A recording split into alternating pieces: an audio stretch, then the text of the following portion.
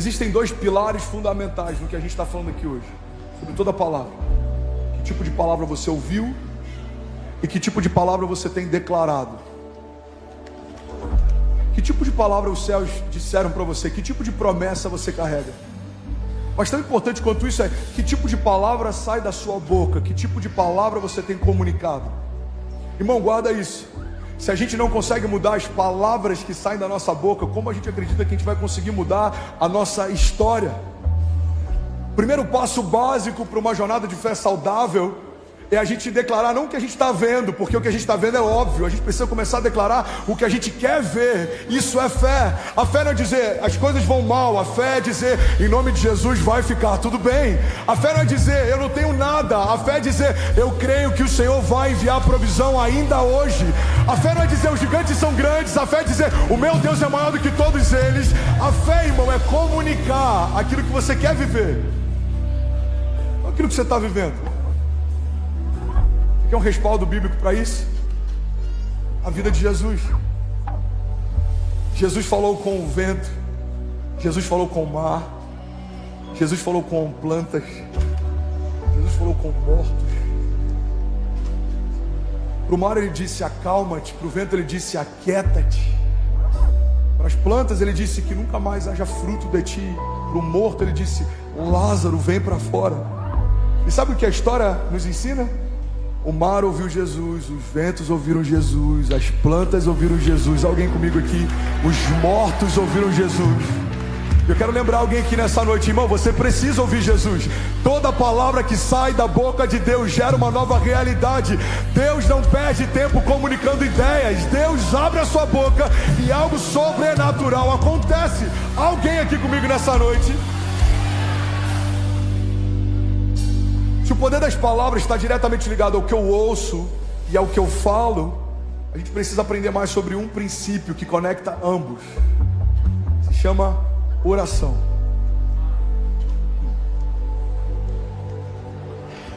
Eu oro todos os cultos, eu profetizo todos os cultos, a gente tem vivido milagres todos os cultos. Mas hoje, quando eu comecei a preparar esse sermão, eu me deparei com uma coisa que eu não tinha nem percebido. Eu não lembro da última vez que eu preguei sobre o poder da oração.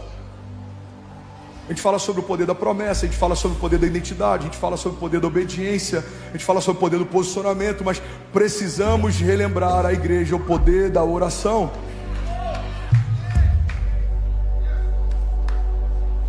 Uma vez um jovem perguntou a um sábio: mestre, o que é mais importante na oração?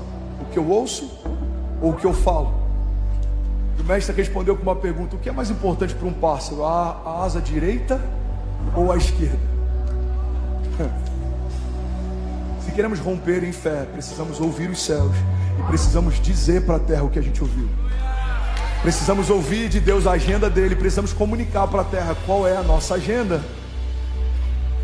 Uma igreja que não ouve os céus não tem autoridade na terra. Homens que não ouvem os céus não têm autoridade em casa. Irmão, guarda isso. Precisamos ouvir palavras que o Senhor tem a nosso respeito e precisamos declarar elas. Quando eu subo aqui, eu declaro uma onda de avivamento que vai varrer a nação. Não é uma ideia da minha cabeça, mas é algo que eu ouvi de Deus no secreto. Então eu venho aqui comunicar o que eu ouvi sozinho. Essa dinâmica acontece, por exemplo, no Monte da Transfiguração. A Bíblia diz que os discípulos sobem com Jesus, foram escolhidos a dedo, e quando chegam lá, eles veem algo que nunca tinham visto, algo glorioso acontece. Alguém está comigo? Diga amém.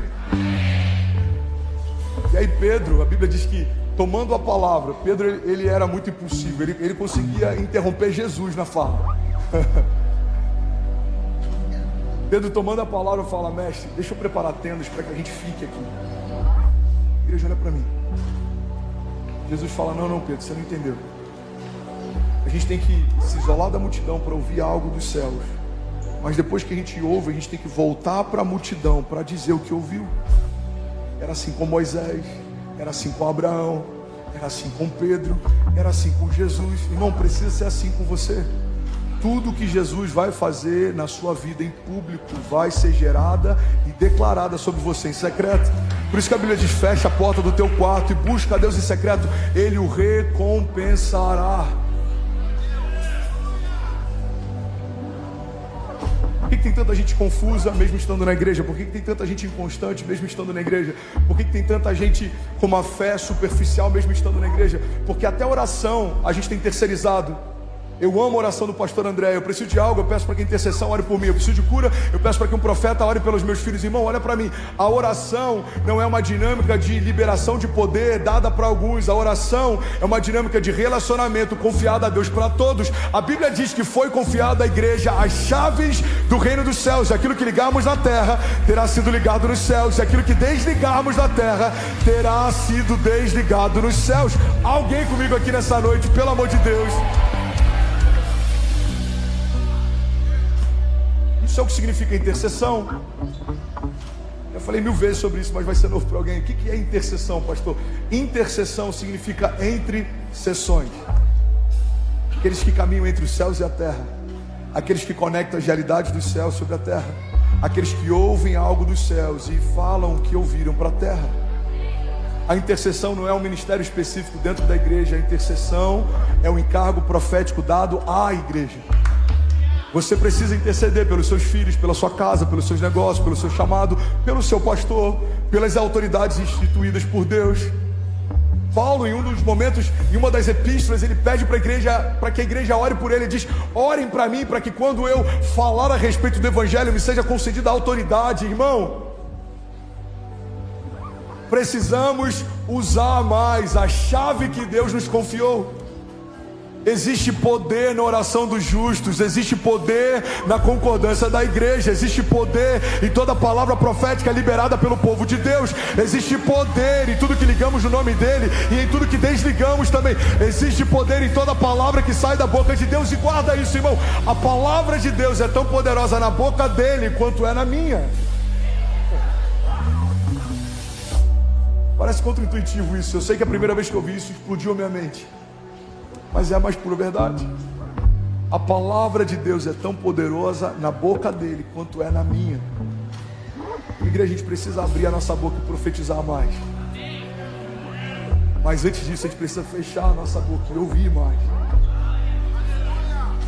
A gente não vai profetizar o que a gente acha, a gente vai profetizar o que a gente ouviu. A gente não vai declarar o que a gente pensa, a gente vai declarar o que Deus nos mostrou. É por isso que uma igreja que tem um secreto saudável tem autoridade na terra. Eu separei algumas frases que me impactaram. Uma delas é do Samuel Chadwick. Pensa no nome legal para você dar para o seu próximo filho. Ele diz assim: a maior preocupação do diabo é afastar os cristãos da oração. Ele não teme os estudos, nem o trabalho, nem a religião daqueles que não oram. Ele ri da nossa labuta, ele zomba da nossa sabedoria, mas ele treme quando nós oramos. Vou para Jesus, você pode fazer melhor que isso.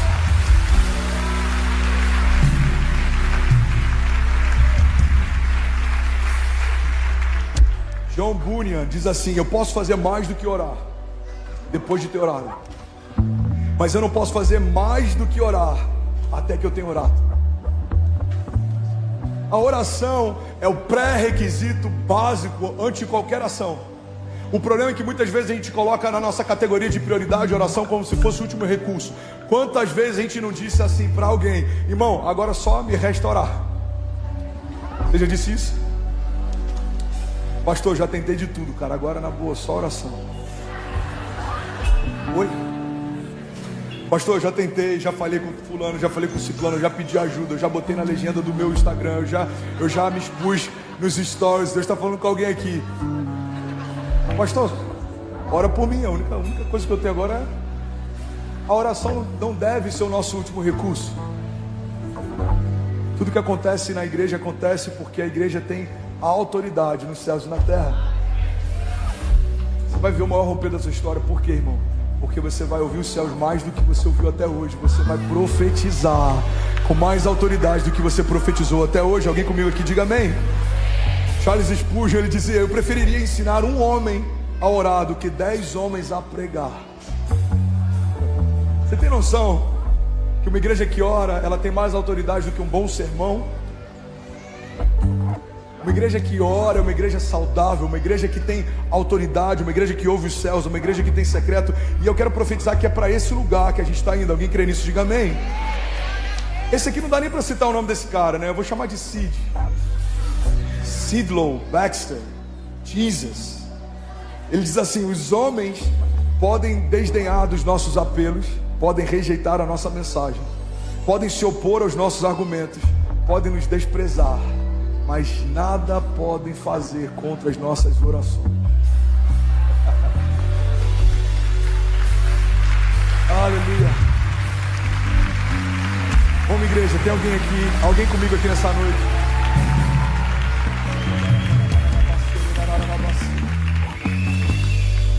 A gente precisa desligar o modo automático. Olha para mim, a gente precisa desligar o modo automático. Ontem a pastora Raquel falou algo, só de lembrar me emociona. Falei, Deus, eu quero ser lembrado assim quando não estiver mais aqui. Ela falou, uma coisa que eu amo no meu pastor é que não tem um culto que eu olhe para ele e ele não esteja cultuando. Às vezes eu estou resolvendo algum problema e eu tenho que entrar no WhatsApp, eu estou resolvendo coisas, mas eu olho para ele, ou ele está rendido, ou ele está quebrantado, ou ele está orando em línguas, ou ele está focado. Só antes de eu subir aqui, umas 3 pessoas eu tive que... Não, agora não. Não, agora não. Não, agora não. Por quê? Porque existe algo mais precioso acontecendo do que qualquer informação que queiram me dar. Aí tem pessoas que olham às vezes os frutos do que a gente vive, tentam entender qual foi a estratégia que a gente usou. Irmão, não é estratégia, é temor. É o entendimento de que se o Senhor não fizer, eu não tenho como fazer. Se o Senhor não me der, eu não tenho nada para entregar. Se o Senhor não falar, nada vai acontecer, irmão. É por isso que a gente está aqui declarando desde o primeiro louvor até o último louvor desse culto.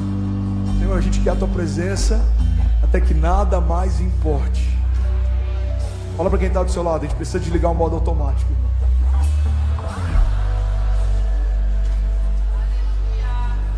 John Bunyan diz que na oração é melhor ter um coração sem palavras do que ter palavras sem um coração.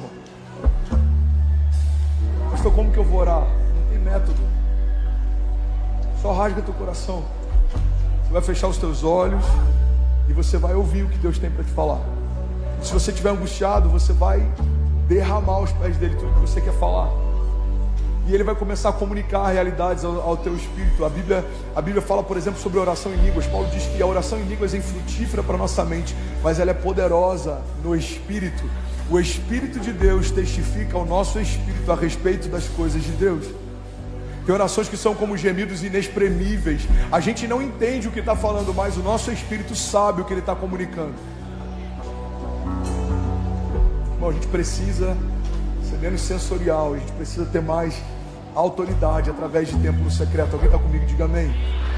E aí, tudo bem? Você acabou agora de assistir um vídeo. Se você ainda não está inscrito, já se inscreve também no nosso canal, ativa esse sininho aqui embaixo de notificação e toda vez que eu fizer uma live ou estiver transmitindo uma mensagem ao vivo, você vai ser um dos primeiros a saber.